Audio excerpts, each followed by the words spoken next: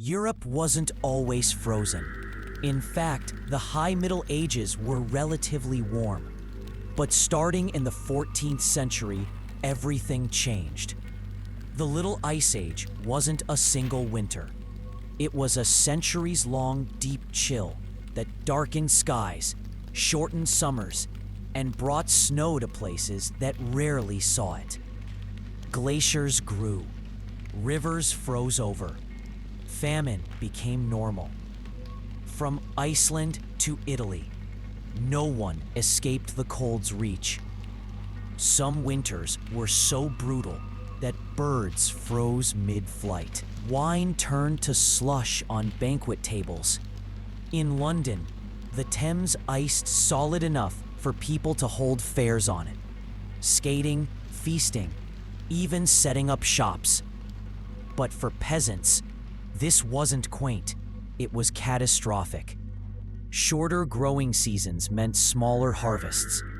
Starving was no longer seasonal, it became cyclical.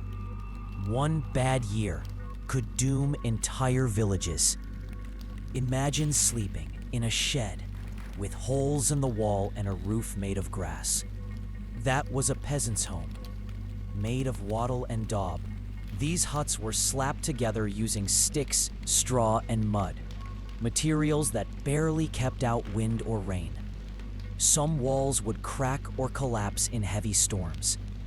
The thatch roof, perfect breeding ground for lice, fleas, and rodents. If it caught fire, your only protection turned into an inferno. Insulation was a foreign concept. Wind knifed through gaps in the walls. Doors were nothing more than wooden planks. Glass windows? Never. Just holes, sometimes covered with oiled cloth or animal bladders, to let in light and keep out snow. Most homes had one room.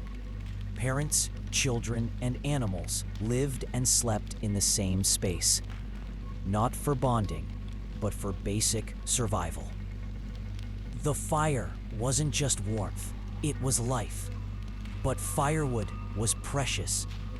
Trees belonged to lords, and cutting them without permission was a crime, punishable by fines, beatings, or worse. Peasants gathered scraps, dead branches, animal dung, dried brush, even old furniture if they had any. Firewood was stored year-round, stacked carefully to last the winter. Running out meant sleeping cold and possibly not waking up. Without chimneys, smoke from indoor fires clung to the ceiling and lungs. Children developed chronic respiratory problems, but they endured it because the alternative was freezing to death. At night, coals were banked under ash to keep them smoldering until morning. Reigniting from scratch wasn't easy. Many families didn't even own flint. A dead fire meant a race against time to find someone nearby whose fire was still burning. Clothes weren't fashion. They were weapons against death. A peasant's wardrobe was minimal.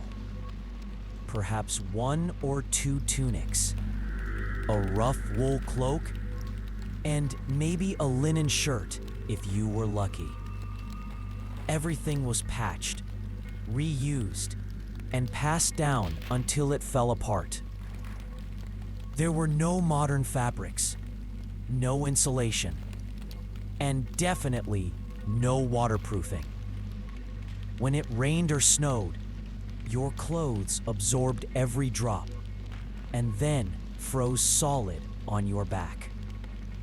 If your shoes wore thin, and they always did, you had two options: wrap your feet in rags or walk barefoot through frostbitten mud. Both were dangerous. Infected wounds and gangrene were common and untreated. Children often went barefoot until the first snow, because if you only had one pair of shoes, You saved them for when it truly mattered. The fire wasn't just warmth, it was life. But firewood was precious. Trees belonged to lords, and cutting them without permission was a crime, punishable by fines, beatings, or worse. Peasants gathered scraps, dead branches, animal dung, dried brush, even old furniture if they had any. Firewood was stored year-round, stacked carefully to last the winter. Running out meant sleeping cold and possibly not waking up. Without chimneys, smoke from indoor fires clung to the ceiling and lungs. Children developed chronic respiratory problems, but they endured it because the alternative was freezing to death. At night, coals were banked under ash to keep them smoldering until morning. Reigniting from scratch wasn't easy. Many families didn't even own flint. A dead fire meant a race against time to find someone nearby whose fire was still burning. The cold didn't just attack your skin, it ate you from within. By November, food stores were already running low. Salted meat, dried beans, and root vegetables were rationed. Most peasants survived on stale bread, watered-down ale, and whatever they could scavenge. Without enough calories, your body couldn't maintain core temperature. Fingers numbed faster. Fat reserves ran out. Starvation made you more vulnerable to illness, and cold accelerated that decline. Famine years. If there was one resource peasants had, it was each other. Beds, when available, were shared by the entire household. Parents, children, grandparents, sometimes neighbors. Bodies pressed close under a shared woolen blanket. There was no shame, only survival. Animals were brought inside. Pigs for heat, dogs for alarm, chickens for warmth and eggs. It smelled. It was loud. It was filthy. But it kept people alive. Babies were swaddled tightly, tied with cloth strips to keep warmth in, sometimes too tightly. Circulation was poor. Some never woke up, and yet these tight sleeping quarters weren't considered undignified. They were practical.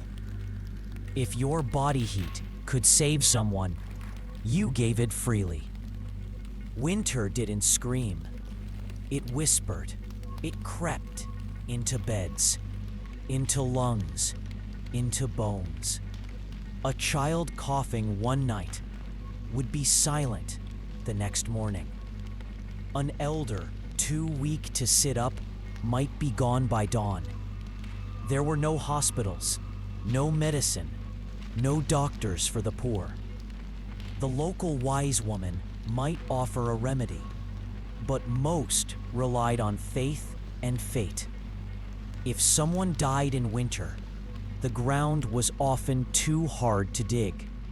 Bodies were stored in sheds, wrapped in cloth, until the earth thawed. Some never got buried at all. Cold was the perfect killer, painless, slow, and quiet. When warmth was scarce, stories became a source of heat. By candlelight or fire, peasants told tales to keep spirits up and to keep fear in its place. Stories of ice spirits that stole warmth, or forest witches who cursed villages with endless snow. They weren't fairy tales, they were warnings. Stay inside. Don't stray. Don't challenge the night. Children believed in frost demons. Adults believed in curses. But all believed in the fire. It was the last line between life and the icy unknown. Stories weren't luxury. They were mental survival. Strip away modern comfort. Your heater, your blanket, your pantry full of snacks. Now give yourself one meal of dried bread, a leaking roof, a smoldering fire, one outfit damp with snow, and nights that seem to last forever. Would you survive? Probably not. Peasants didn't have the option to quit. They endured because they had no choice. Endurance wasn't heroic. It was instinctual. A daily decision not to give in, even when hope ran out. That's the kind of resilience we've almost forgotten. The wind howls like a beast outside. Snow taps the thatch like fingers. Inside, it's not quiet, it's tense. Every cough echoes. Every breath is monitored. A child stirs. A mother reaches over the fire, warming her hands before tucking them around her baby. The father doesn't sleep. He stares at the glowing coals, praying they last.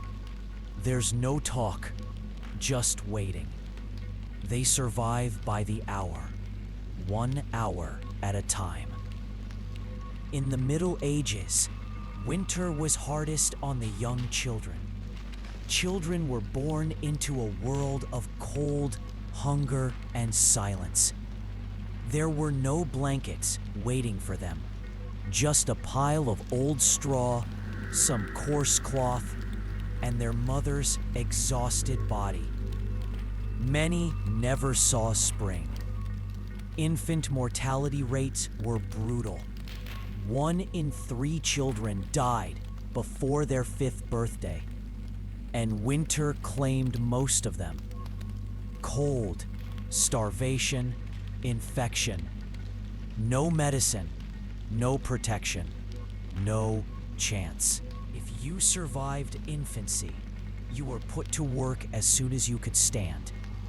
By age 5, a peasant child could carry firewood, help tend sheep, watch younger siblings, and fetch water from a well that might be frozen solid. Education was unheard of. Reading was for priests. Play was for nobles. They learned early that warmth was earned, not given. That food came last to small hands. That crying solved nothing. And when death came, froze again. They weren't pampered. They weren't remembered. But they were the reason the family kept going. Winter didn't just freeze the world. It turned it into a breeding ground for sickness. In the cramped huts, smoke from the fire blackened the ceilings and the lungs. Children wheezed. The elderly coughed blood. Damp straw bedding grew mold. The air was thick, uncirculated, and heavy with disease. There were no antibiotics, no clean water, no sanitation. A simple cough could spiral into pneumonia. A wound from gathering firewood could become septic. And during winter, healing slowed. The body burned calories trying to stay warm, leaving little strength for fighting illness. Fevers spread quickly, and there was nowhere to go. No hospitals, no warm beds, no separate rooms to quarantine the sick. When one family member fell ill, the rest waited for symptoms to follow. When they turned to cures, they were desperate.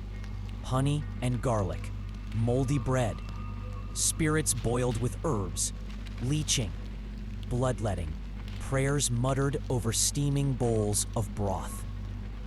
And when that failed, burial. If the ground was frozen, the body waited in a barn or a cave, sometimes for weeks, sometimes forgotten. And when spring came, The survivors were few, but hardened. Sickness didn't just test the body, it tested the entire household. Not everyone suffered. While peasants froze in mud huts, the nobility lived in stone manors with roaring fires, furs, and stocked pantries. Their fireplaces were wide enough to stand in. Their beds were layered in feather and wool. Servants turned spit roasts, while children played with carved toys and warm hands. When the village starved, the Lord feasted. Nobles had access to foreign trade, imported spices, preserved fruit, even sugar. Their wine stayed liquid. Their meat didn't rot. They had bakers, cooks, physicians. And if winter dragged on, they could simply raise taxes to make the peasants pay for the next haul of firewood. If a peasant poached a deer to feed a starving child, he risked hanging. The forest was the Lord's, the river, the land, even the wind, it seemed. Sometimes a noble would give food to the village, not out of kindness, but necessity. A dead laborer couldn't harvest his grain. A starving serf was a lost investment. So the warmth they gave was just enough to keep the system alive. In the brutal cold, necessity gave birth to desperation-driven invention. Peasants crafted what they could from whatever they had.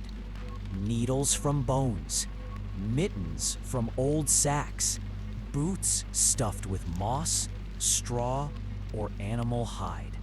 Ropes were made from braided bark.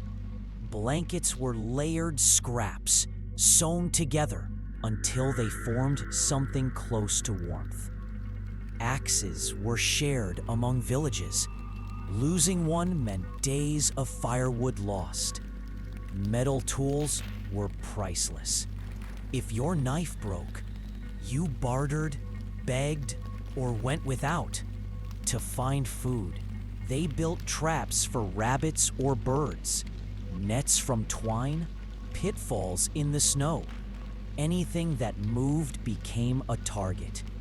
If a fox was caught, it wasn't hunted for the threat it posed, but for the calories in its flesh and warmth in its fur.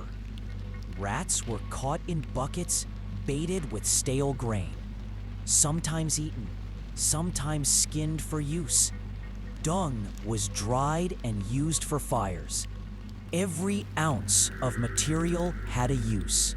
Every item had a second life. They were crude, the tools of survival, often weren't elegant. But in the cold, even a splintered spoon was a weapon against death. Spring did not bring joy. It brought mud, rot, and heartbreak. As the snow melted, the land became a swamp. Roads turned to rivers. Huts sagged from the moisture. Rot took the walls.